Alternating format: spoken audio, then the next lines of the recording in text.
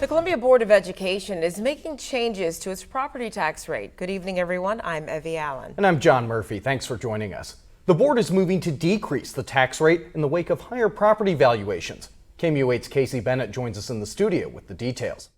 John, Evie, a 16-cent decrease in Boone County's property tax rate is on the horizon. Preliminary numbers suggest the assessed value of Boone County properties has increased by 8% since 2024.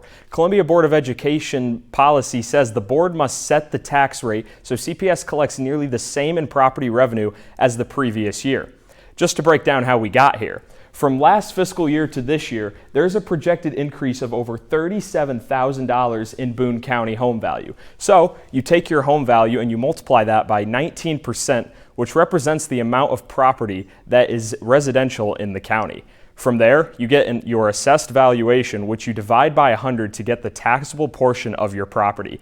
As you can see, the tax rate is lower for the projected 2025-2026 fiscal year. But since home value has risen, you will still end up paying more in the end. The projected change is a little over $300. However, the district board says this tax decrease is still going to save families money.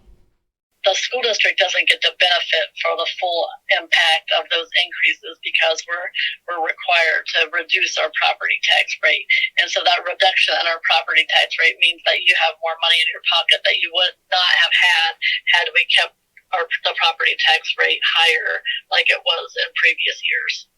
MacArthur tells me that another issue tied to this is the senior tax freeze. She told me the gap between what the value is that the seniors are paying and what the actual value of their home is going to continue growing. This creates cumulative revenue that CPS is not receiving every year. For more information on this story and the senior tax freeze, go to our website, KMU.com. Reporting in the studio, Casey Bennett, KMU8 News.